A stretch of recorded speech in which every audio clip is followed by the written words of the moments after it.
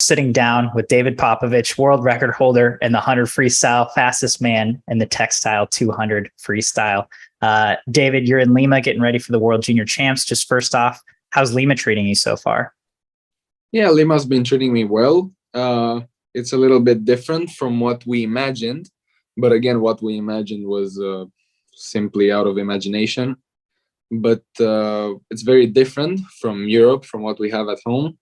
But we're adapting. The time zone is good. I mean, we have been here for a while, and so we're all used to it now. But the important thing is that they're treating us very nicely, and the people are friendly. And yeah, just like any other country, you got to meet the people.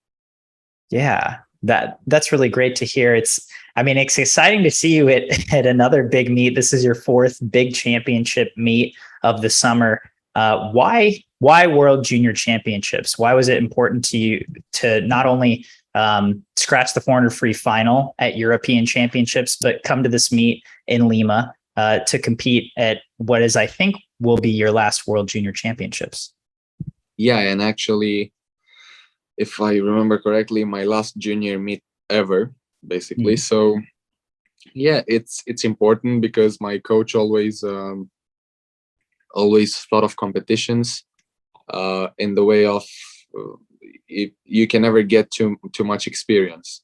I mean, you can get tired from too much racing, but you can't get too tired from I don't know, the meet and racing experience. I mean, if you're careful enough not to go through way too many events, then you can undergo more meets. And this is also basically an experiment to see how well do I manage for big competitions. Even though this is a junior one, and my competition isn't as high as it was on Worlds or Europeans, it's still a competition. It's still at world level, even if some countries are missing, including the US. But it's going to be fun. And in terms of how I'm feeling, I'm pretty relaxed. And yeah, I can't wait for it to start because I want to be in my natural element to race. Yeah, you're only competing in the 100 and 200 freestyle here. I'm curious as to what if you have any goals for those events coming into this meet, obviously coming off of the European Championships where you win best times in both those. Well, really, I don't have any expectations. To be honest, I didn't really have that many expectations for Rome as well. We just went into the meet going like saying, okay, let's go with the flow. Let's see where how it treats us, and it treated us well. And that's sort of the same philosophy for this one. Yesterday in training, even though my back was hurting a little and I wasn't feeling myself too good, not the case right now, because I recovered. I had a very good training and some very, very good best times in training.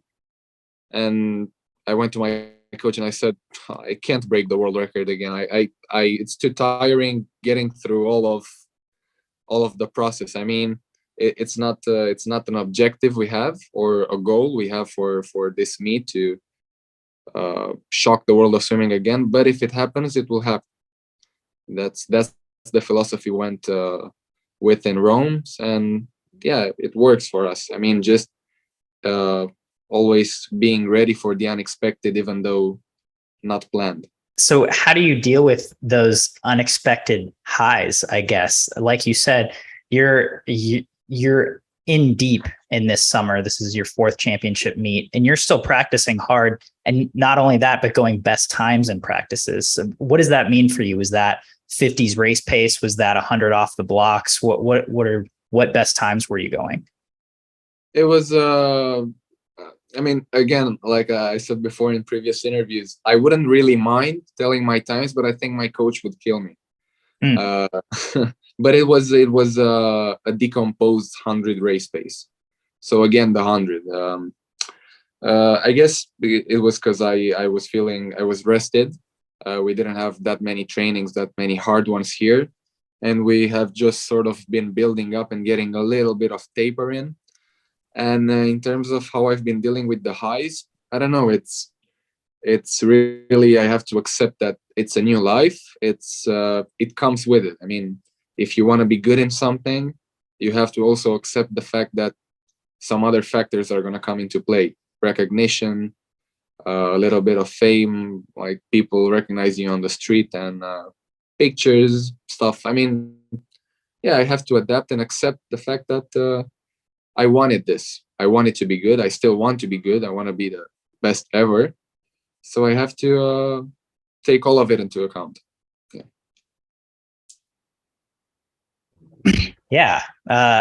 Going back to the World Championships, when you did when you did really blow up and breaking that world record, can you take me through that race and what went so well for you? I mean, you had gone 46.9 the previous night. What made the difference for you? Was that more of a mental thing? Did you change something physically or about your race strategy to get from 46.9 to 46.8? Really, the only difference I made was I tried learning from the experience I had at World Champs. In the sense of, in the semifinal I went the best time, and then in the final something happened and it didn't go as well as I wanted it to. And really, the only thing I did different was relax and simply have this thought in mind that if it happens, it will happen. I will gladly accept the fact that I just broke a world record. I mean, I'm talking about it very lightly, but the truth is I'm honored by it, and it's been a dream of mine ever since I was little to become the best ever in an event, at least. And so what I did different was relax and try and think of it as something already. I mean, like I've said before, the work was done, everything was done, the discipline, all that had to be in. All that I ever had to do has sort of channeled me for this moment, this exact moment in time. And so I was very confident in myself. And yeah, it was really just a good state of zen and relaxed. That's what I think helped me a lot. That's interesting that you mentioned the work that you've put in, the discipline that you've displayed throughout your training to get to that moment. There are, we've seen some people say that you're 17, you must be so talented. I don't think they realize the kind of work or the kind of discipline that you've put in. Do you feel like you've given up a lot to get to this point, or do you feel like you have had to make those sacrifices aside from just the mentality you approach your training with? I do believe that talent fades away, but fortunately that's not the case with me. My talent or only the talent has faded away when I was, so quick little story, when I was 9, 10, 11, I was a very good backstroker. I was breaking national record after national record, and I was doing absolutely nothing in training. I was really just going to play, to go make some dives, and then pretend I have a tummy ache and go home. That when I was very young, and but then in a meet, I would demolish everyone, and yeah, that was talent. That was the talent that at one point, when I think was 12 or 13, faded away, and it didn't work that way anymore. I had to actually put in work in training and stop pretending my shoulder hurts or my knee hurt just to get out of training and stop training. And so I would say I wouldn't say really I had to give up a lot, because this is really all I want. So I wouldn't think of it as giving up, but as supplementing. I don't know the word in English, but it's not giving up, it's working towards something. So what people may think of it as giving up, what I had to give up, free time, a lot of social activity and stuff, I never really even needed it. What does motivate you when you go to training every day, or when you work hard, when you go to meets? Is it the idea of breaking a world record? Is it the idea of going best times? What what keeps you disciplined and what keeps you happy to make those supplements? It's also the little things, such as thinking about breaking a world record and becoming the best or the fastest to ever do it. It's also, again, a little thing such as wanting to become world champion, the best in the world, undisputed. And these are sort of occasional motivators for me. This is what I think of when I just get bored in training and I want to swim a little faster than I could. But what really keeps me motivated at all times, even in the night or in the mornings where I don't want to get up, or when the water's cold, or when I have to travel half of the world, or to swim somewhere and represent my country, is it's simply it's just an obsession of mine. This is just an obsession, being the best, being the fastest, and it's something I've always had in me. And fortunately enough, I have all the resources to try and make this obsession of mine happen. And I don't know where I heard this saying, but it's been stuck in my mind ever since I heard it. It's sort of find an obsession and follow it mercilessly. That's what I do. I follow it mercilessly, and I am willing to do the sacrifices, willing to do the hard work, and not only hard work, smart work. Then again, the people I trust come into play, the people that I put my complete trust in, whom I can know for sure are gonna compose the best trainings possible on dry land and in the water, and are gonna interconnect them in the best way possible. So when you were vying for that first world title in the 100 freestyle in Budapest, did it throw you mentally at all when Caeleb pulled out? Him being the two-time defending world champion, and do you feel like it opened up a spot for you to get that? Do you feel like it threw you off your game at all? I like to believe it didn't really uh, influence me at all. I really was only surprised, and after the surprise has faded away, I was a little worried because no one really knew what happened to him, and I don't think it threw me off at all. I don't think it motivated me at all. It was just a weird thing to happen, something no one really expected. And really, all I was thinking when I heard it was, okay, I hope he's okay. I know himself and his team must have made the best choice, because, again, who is Caeleb Dressel? He really is someone. And so you don't really, a lot of people were saying to me, he pulled out because he fears you. He pulled out because he fears you. You're too young and so fast. Ain't no way. Ain't no way Caeleb Dressel would get that scared. And I knew it. I knew something must have happened, whatever, was it medical or not. And I knew it was the best choice for him, because he has a lot of people whom he can trust and make decisions with. So yeah, it surprised me, but other than that, nothing really happened. Are you looking forward to a potential showdown with him in the 100 free moving forward? Yeah, absolutely. Yeah, absolutely. Of course, I wanna have as many contenders as possible.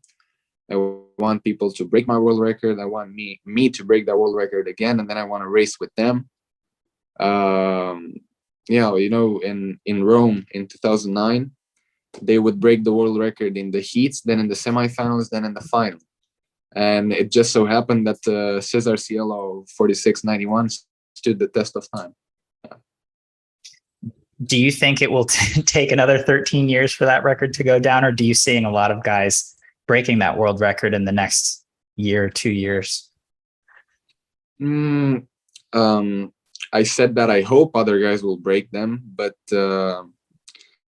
I can't vouch for anyone.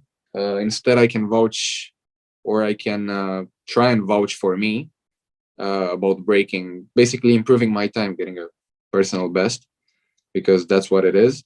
I don't think of it in terms of a world record. I guess what I was thinking before the 100 final in Rome was I wasn't thinking in terms of this record has been unbeaten for 13 years.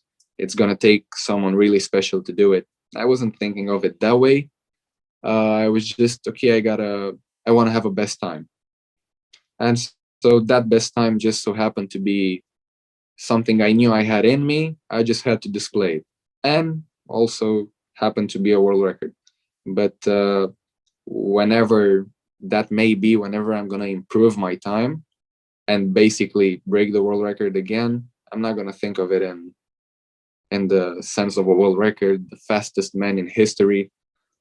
No, we know I have potential. We, as in my team, we know we have potential and room to improve. So, yeah, bring it on. So moving forward, I guess just after this summer with your training, do you think this summer will affect your training moving forward in terms of your focus of events? Do you think your primary events will still be 100 and 200 freestyle? Do you think you might branch out and swim try to train for the 400 free, or go back to some backstroke and swim the 100 and 200 backstroke? It's very exciting. I believe that I have room to go left and right, front and back. I can experiment. Who knows, with IM, with butterfly, 400, different distances, different strokes. That's ultimately for my coach to decide, but I'm sure at one point we will try something new, just like Chalmers tried this summer the fly, and he went very good. I mean, he is fast in the fly as well. He's a great freestyler. He has to be a great butterflyer as well. And so, yeah, we're gonna experiment and we're gonna see. I mean, once again, my coach will decide that, but we're gonna keep training for everything. I don't just train freestyle. What's your breaststroke like? Horrible. Could you put up a decent IM? A decent IM, yes. A decent breaststroke in itself, absolutely not. I hate breaststroke. In Romania, I would say I'm pretty fast, but like probably top 5, 4, I don't know. But if we were to put my breaststroke skills to an international level, it just wouldn't make sense, because first of all, I'm not good at it. Mm-hmm. Second of all, and this is actually the most important, I don't like it. I just don't like it. Even if one of the ideas was to train and try and be good at it, I'd still hate it. Fair enough. Can't argue with that. So before we hopped on, you've become a master at doing these interviews in hotel rooms. You were worried about the lighting. I'm curious, I know that you have an interest in cinema, and I'm kind of curious about how that developed for you. I didn't really have any much time in the last period to watch any movies. But I'm gonna try and get back into that, because you can learn a lot from movies. I mean, from some movies. Depends on the genre and I don't know, themes. But I would say I'm a heavy watcher, and I really enjoy watching, and I don't know, being a little bit inspired and taking a little piece of information that the directors and actors wanted to show, try and implement it in my life and make it a little bit better. Yeah. Would that ever be an interest for you, either during swimming or after swimming? Do you think that's something you would want to get involved in? The acting part? Sure. Yeah. Or behind the scenes, either or. I did how's it called? Theater. Yeah, I did a little bit of theater when I was a little bit younger, but no, I don't really like acting. I'm just a watcher. I like watching and observing and taking notes, mental notes. Is that something that comes into play at swim meets? Do you Do you watch your competitors, or do you just watch people? I could sit at a swim meet all day and just watch people operate and see how they move and see how they warm up, see how they get ready for their races. Is that something you do at all? Yeah, I guess I'm a little stalker.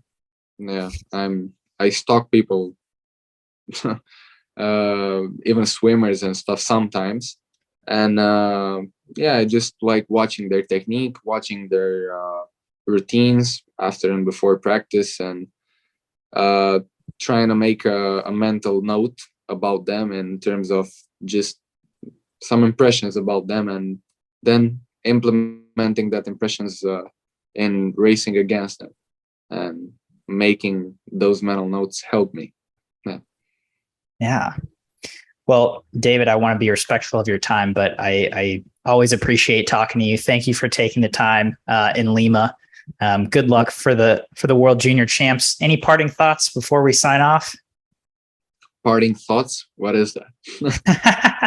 Anything to say before we cut it? Well, not really. Just to those watching, and I mean, I suggest you also watch the World Juniors, not only for me but also for me. Watch all of my colleagues from Romania. Watch really anyone swimming, because it will put on a show together. Just enjoy the show. That's it.